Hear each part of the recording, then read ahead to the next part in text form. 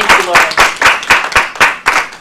A lot of that is compliance. I was saying to Lauren, I have to make certain that we say what my broker-dealer is, which is Horner, Townsend & Ken.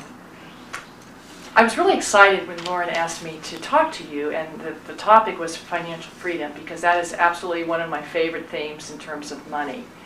And I have been doing a lot of seminars and workshops over the years, and as well as panel discussions. And oftentimes I read a quote by a psychologist. Her name is Tessa Warshaw. She has a lovely quote about money, which I think goes in very well with our theme.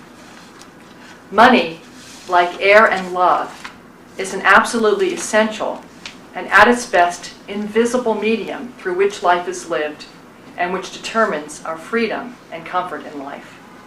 Having money allows us to own our own time.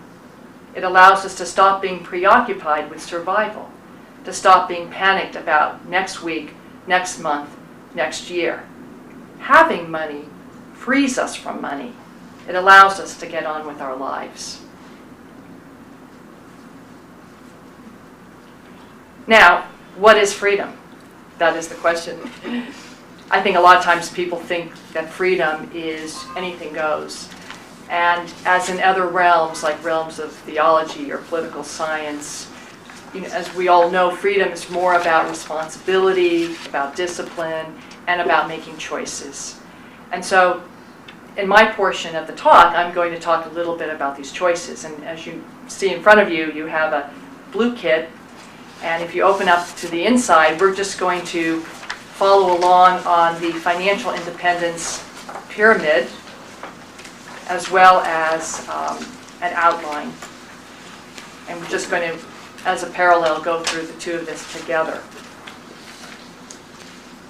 I want to say that for you as dancers, whether you are just beginning your careers or whether you are at the end of your dance career, you already have a lot of skills towards becoming financially independent, because I always say that the ingredients for financial independence is assessment, meaning knowing where you are currently, assessing yourself, focus, and habit. And you as dancers certainly have these things. I mean, you wouldn't be able to survive in your field if you weren't able to assess yourself personally and understand where you are currently. And then, of course, focus, I think of the word discipline. You're able to do that, and you're also able to have that habitual, I can't imagine getting up every morning and dancing for how many hours that it takes for you to become dancers. So, you have that already, which is great. I wanted to talk a little bit about the definition of financial independence, because what does that mean? There is actually a technical definition. Financial independence is having enough capital, which invested will throw off a stream of income to maintain your lifestyle. And I'll repeat that again. Financial independence is having enough capital, which will throw off a stream of income to maintain your lifestyle. So financial independence is dealing with what we call unearned income. Sometimes people think of financial independence as, just being able to take care of oneself financially. But it's really to convert your earned income, all that money that you're earning throughout your working life, into unearned income. By taking this income, and of course you have certain expenses you have to pay, but siphoning off a little bit of this that you will then put into this bigger pot, and the pot will grow and grow and grow until your income now is derived from this block of what we call capital. So that is the goal for most people. And the time that you would want to be financially independent would be possibly in your 60s, possibly 70s. People are living now into their 80s and 90s, so that's why I say people tend to work a little bit longer because they are healthier. And they're going to live longer, so I think people feel that they have to work longer. The first part of the pyramid is the income, and that supports the pyramid. And I like to say that people in the arts, it's not so much that you chose to do what you do as it chose you. It's more like a calling. So in terms of having income from your work, I think that you didn't really have much of a choice about being a dancer. Am I right about that for most of you? That's something that you really had to do. But now you're at perhaps a position in your career that you would want to drop some of the income that you're getting from dance and start something else, or entirely shift from dancing to something else. With income, what comes up, of course, and Susie's going to talk about this as well, it's important to have what I call a spending plan.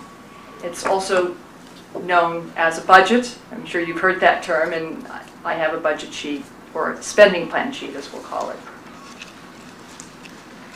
And the whole point of having this is to monitor your spending,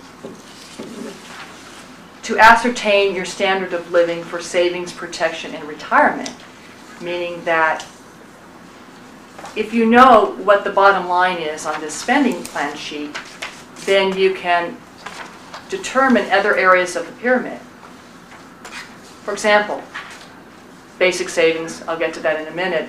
You need 3 to 6 months of living expenses in cash reserves.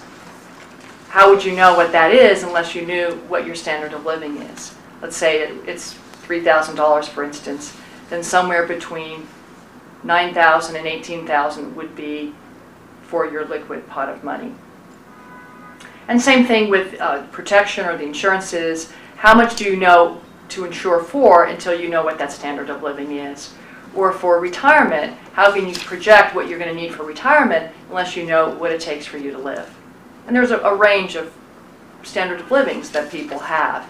Some people need very little money to live. Other people feel like they need a lot of money. And of course, the most important thing about the income aspect is to pay yourself first. If you take anything from this talk tonight, pay yourself first.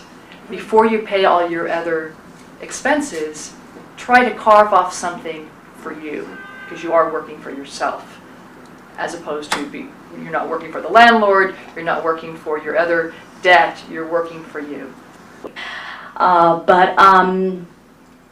I guess a few years ago, Virginia Johnson, who's former prima ballerina with Dance Theater of Harlem, she's now the editor of Point Magazine. She's has been a participant in our program and is very vocal about that. And she kind of came to me and said, Susie, what is it you think dancers need to know? And I said, well, one thing is about managing money. I said 98% of the dancers come in and they're feeling inadequate, out of control, whatever. There are 2%, like Caitlin over here, that do come in and they have saved and they're like sharp, and they're able to kind of get going on their transition plan about what's going to be energizing to be next. But a lot of people come in that I sit with, and it's this drain of the money thing, and so it's kind of hard to visualize what could be drawing me next I call it the energy drain of the money is right there front and center. And there's sort of this idea, I think we have a lot of myths about artists and money. We're not supposed to be good, or they don't mix, the starving artist. That's why I kind of started with this notion that I'm good with money, I'm bad with money, kind of very black and white thinking. And I think when it comes to money, we need to live in the gray. That's why I thought it was kind of useful to just even to say to that dancer, well, you don't have to wait till you have $4,000 to start your IRA. Put $50 a month in. It's up to $4,000. And he was like, oh, so that we can begin to think incrementally. What am I able to do? What am I willing to do? What can I do? Because Connie mentioned it, this pay yourself first concept is really a good starting point.